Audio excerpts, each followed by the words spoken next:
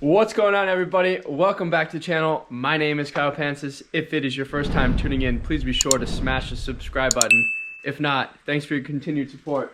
Today we are here with my 2008 Saab 9.5 copart purchase that we rebuilt a couple times. And if you're new to the channel, please smash that subscribe button and check out the playlist above on all of the process that we've taken to rebuild this car. It is absolutely immaculate. The car is running so freaking good. It's probably the best it's ever run since we've owned the car. We just did the subframe bushings and all sorts of other maintenance items, and it's just running really good. And as you can see, it also looks really good, and everything under the hood is really awesome and really good.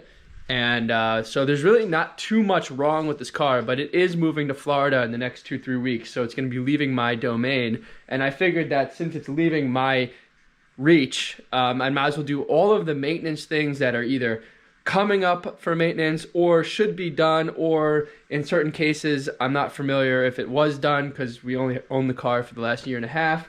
And so in today's video, I'll just go through it real quick with you. I'm going to be replacing the torque mount. Is always a little shoddy because these Saabs have cheap bushings in there, so I'm going to put the PowerFlex bushing in. And this obviously changes like the subframe bushings with polyurethane. It makes everything a little bit stronger. Anyways, that's sitting there. I can't get it out, but you guys can see that. I'm going to redo the Serpentine belt. And since on the 9.5, we got to go ahead and remove this mount here, this bracket that holds the engine in place on the passenger side. Got to remove all that to get to the Serpentine belt. I figured since we're in there, I'm going to do the crank seal. Those seals can go bad and start to leak. I'm not sure if this one is leaking or not, but I figured it's 102,000, almost 103,000 miles. You know, within the next like 20 or 30,000 miles, you could start to leak. So I figured for just 10 bucks, right? That's all these things are. While I'm in there, go ahead and just take care of this. And then the next thing we're gonna do, which is the last thing, is we're gonna go ahead and replace the spark plugs. I know that this car has a newer cassette because I put it on there when I had a new one in my possession, so I went ahead and put that on there. So I know the cassette's good. I haven't touched the plugs ever, so we're gonna go ahead and replace the plugs, so that is good. And that should wrap up this video today. One last thing, so you guys know, later on in the video when I go ahead and replace the reinstall this on the engine, that this is 36 foot-pounds of torque on these 4 bolts holding the engine in place. That's all aluminum in there, so if you guys over tighten, you can totally strip it. I've done it before, and I've had to re-tap the holes, get different bolts in there to fix that issue. So don't do that same mistake. And of course, you got to jack up the engine, so you're not using the threads to lift the engine weight. You just have it put in place. So just FYI, if you haven't done this before. So I know I've done a couple videos like this, so I want to just kind of roughly get through that now. I'll stop talking. We're going to get to work. I think the first thing we're going to do is we're going to take care of the spark plugs because it's easy. It takes 2 seconds. And then we'll go and move to removing this bracket and jacking up this car to properly get everything situated and prepare it for the Serpentine belt, crank seal, and then last thing we'll do is the torque mount, which is pretty easy to do. So stay tuned, guys. Lots going on here, all good stuff. This car runs amazing. It runs pretty much like brand new. There's really nothing wrong with it. And now that we're going to do all this, it's even going to run better. In my eyes, it will. I mean, I think the biggest change here is the torque mount. That's a huge deal. That's going to change the way the car drives. Everything else is just kind of maintenance. So let's do it, boys.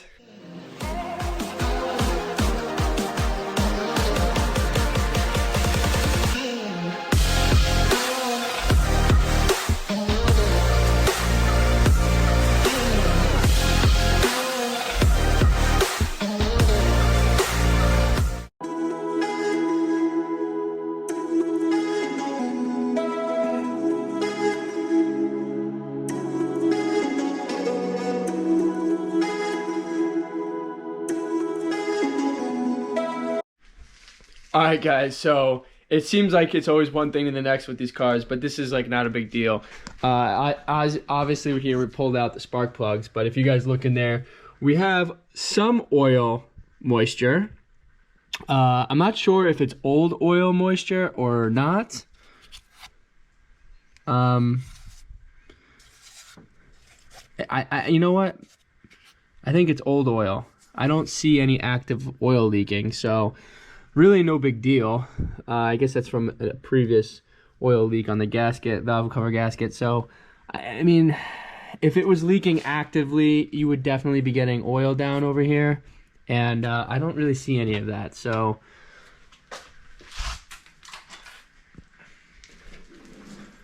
See what I mean? If there was active oil leak here, this would be it wouldn't have so much burn marks, and it would be probably a little bit more moist down the side of the engine here. And I don't really see too much moisture that's active. So I'm not really gonna go ahead and replace anything there.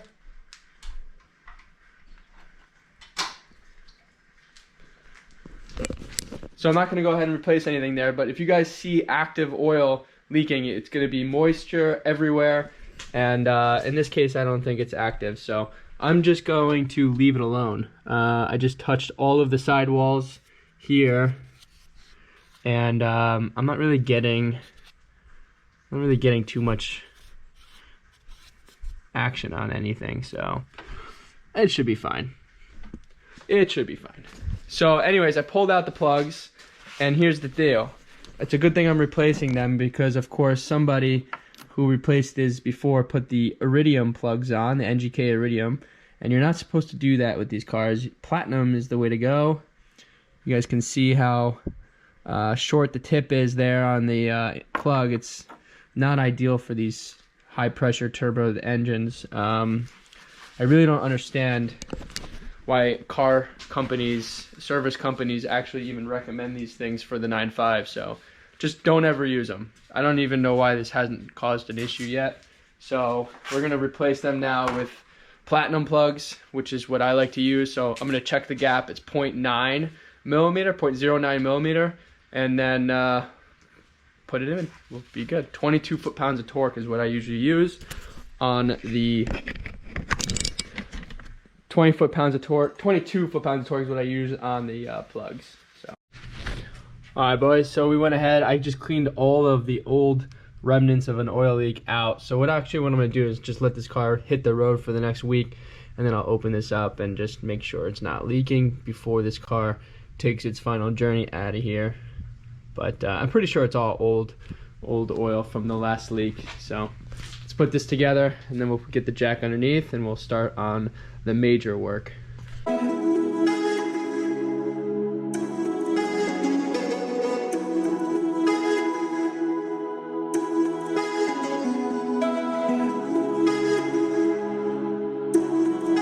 Alright boys, so we got it on jack stands, and just so you know, the 4 bolts holding this bracket in here is 16 millimeter, and then the main one is 18 millimeter that's on the actual mount. So make sure you have those tools prepped. I'm gonna go ahead now, and we're gonna put this between the jack and the oil pan, and we're just gonna kind of rest it up on the oil pan, so when I go to release it, it doesn't just fall down, and then we can control its elevation accordingly from there.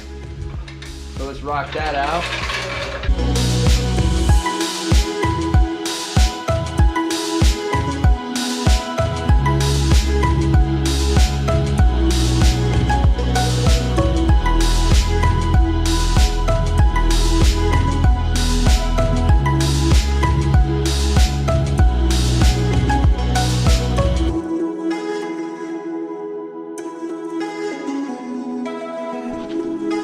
Boys, and just like that, we have everything exposed.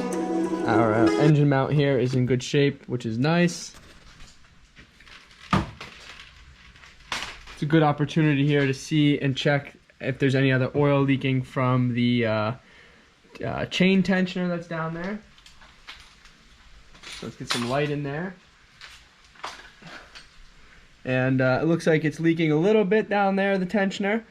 But it's not a lot, just a little bit. So maybe I can just torque it down a little bit more and should be good. Pretty clean though, overall pretty clean. Alright guys, so since we have this exposed, I'm going to go ahead now, remove the wheel inner and do the inner wheel liner as well, the plastic liner. Get everything out of the way so I can expose the serpentine belt, and then we'll go ahead, release it, make sure the make sure the belt tensioner is secured in place so we don't have an issue later on reinstalling.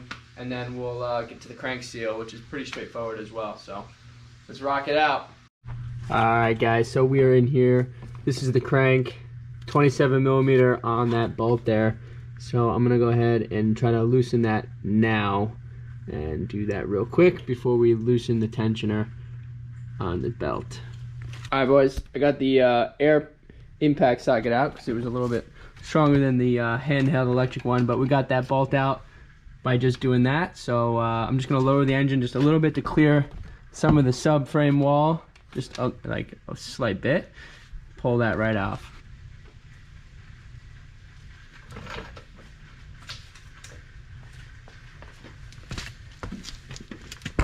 And just like that, clear, clear, clear, clear. Everything's looking pretty good in there. But like I said, this was a preventative maintenance. So I'm gonna go get the tool now to remove that that ring. I'm not gonna remove that oil housing because behind there is another seal. Nothing seems to be leaking. It seems to be pretty dry under here. So this is, again, never knew what was done, 103,000 miles here, but this was just a preventative measure. So I'm just gonna go ahead now, pull this guy out.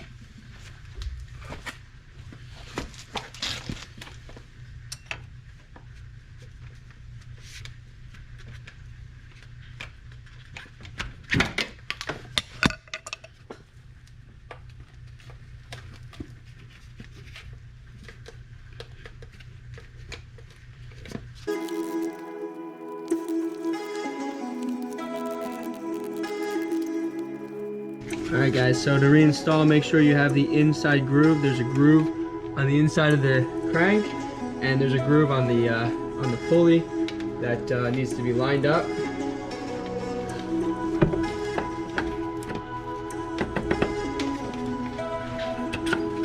And just like that.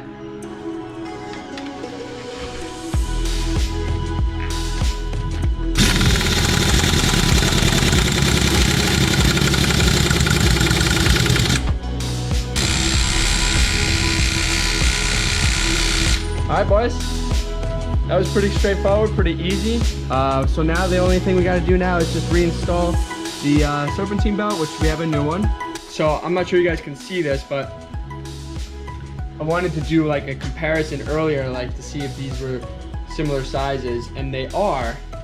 But like what's interesting is they're the same size, but the old one, as you guys can see, is stretched out. All right, and I just noticed on the old one that it's got a little wear strip on the old serpentine belt here. So it's a good thing we're replacing this before it gets into the heat of Florida. So I'm gonna go report this one to the brother and let him see this so he knows that I'm doing everything properly. And listen, this is my future, my sister-in-law drives this car. She's hopefully, she's gonna have my nephew someday soon, and she's gonna be driving this car, and we don't need any of that. We gotta protect and do it right. All right guys, so you guys just saw we got the new serpentine belt here. This is the diagram of the engine. So you have crank, then it goes up to the tensioner, down to the alternator, over to the pulley. There's no more idler pulley here. That's been gone for quite a long time, but this is like, I guess, an all-around from all generation 9.5 engines. So anyways, that doesn't apply. Follow the yellow line there. It goes across to the steering pump, down to the clutch of the AC, up around the water pump, back down to the pulley. So pretty straightforward. You're gonna watch me struggle here on camera. I'm gonna put you on a time lapse, but I'm gonna be going ahead. It's not really that much of a struggle, but I'm gonna be going ahead and installing that. That's what I'll be doing right now. Dude, this is easy stuff, boys. Easy stuff. And like you just saw, the old belt tensioner, the serpentine belt there, that thing had a wear spot. I mean, my brother's driving to Florida, she's driving to Florida. I mean, that could have gone on the highway somewhere, anytime, anywhere. It wouldn't have mattered. That's a ticking time bomb. So for 26 bucks, 30 bucks, whatever the part costs, went ahead and fixed it. So be sure to check out all the links in the description below. I will have everything linked in the description for you guys to purchase if you guys want to do this to your Saabs. Alright, I'm going to put the engine back up to where it was originally, and we're going to go ahead and install the serpentine belt.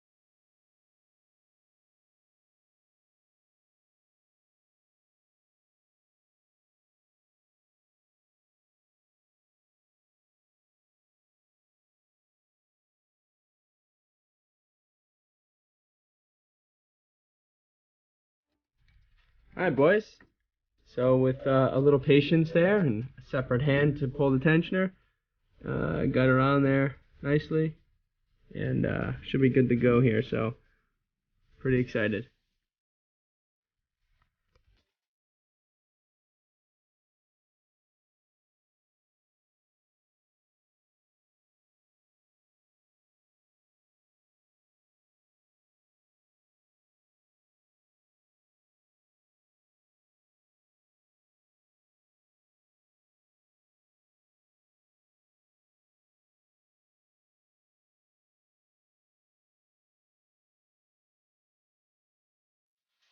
Alright boys, so we have everything back together. I'm going to turn the car on. It's the first start with the new plugs and new serpentine belt. So let's make sure everything's running good, and then we'll go ahead and take care of the torque mount.